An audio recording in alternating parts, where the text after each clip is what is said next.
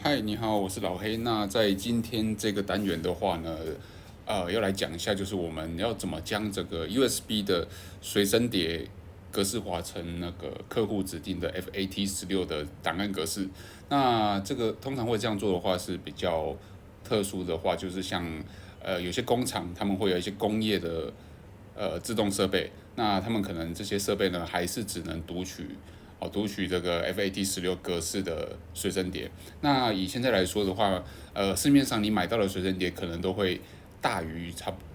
以前的4GB。那因为老黑印象当中呢是4GB 的随身碟的话呢是还有 FAT16的格式，所以呢这一次的话呢，其实我们只需要将客户买来的随身碟，可能8G、16G、32G 或是更大的随身碟呢，其实我们只需要尝试的将这个随身碟分割成一个4GB 的空间，并且把它格式化成 FAT16的格式，基本上某些工业设备还能读得出来这样的一个随身碟。那我们来看一下怎么做。那这次的老黑的实作环境呢是在这个 Windows 的专业版，然后呢，客户呢他自行准备了一个32GB 的随身碟，那我们就直接在他电脑上做一些调整，将随身碟做一些调整。那方法其实很简单，这个方法不需要使用到任何其他格式化的软体只需要用 Windows 的这个环境当中就可以做执行了。那怎么做呢？其实我们只需要用这个Win 加开启执行视窗，然后我们输入 diskpart 这个工具那我们把这个工具打开之后呢，我们会输入以下的指令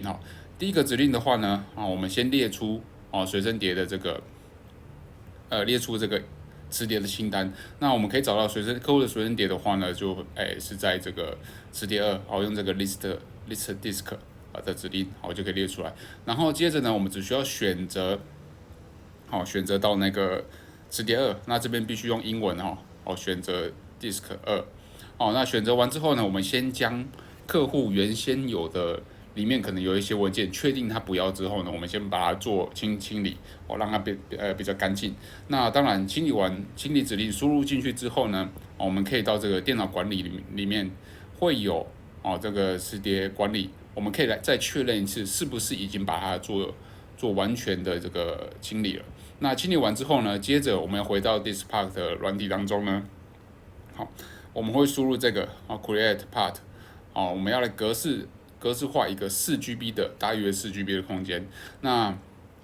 当然有的人可能会使用到可能2G 那有些人可能会做，他只需要用到2G 就可以了。那原则上呢，4G 的空间就可以把它做格式化了。好，那格式化出来之后呢，我们格式化出来一个4GB 的空间，我们可以再回到磁碟管理画面再做一次确认，就可以看到它自动帮我们分区了一个的这个位磁碟的位置。那当然这个磁碟名称可以不是那么重要。那我们在这个磁碟名称上面用滑鼠右键呢，就可以看到格式化的功能就可以看到出现了一个这个 FAT 的档案系统。那这个档案系统的话呢，就是所谓的 FAT16。那这是一个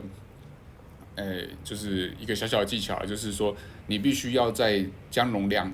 分割出任何一个比较大的随身碟分割出一个4GB 的空间才会出现。那如果呢你4GB 以上，基本上是不会出现这个选项。好，那选择完之后就按确定。那确定之后呢，它会出现一个提醒的视窗。它会告诉你说这个与这个 Windows 的相容度跟现在的这个系统不一样。那其实没关系，因为客户主要是要用在他的这个工业的这个设备上面。那他如果确定需要的话呢，我们就是这样按确定，就可以完成格式化成这个客户指定的 FAT16的格式。那希望这个技巧呢能帮助到你。那如果呢如觉得今天这个教学影片还不错的话，记得为这个影片按赞然后也分享给有需要的朋友。那也别忘了为老黑的频道呢做一个订阅我是老黑，拜拜。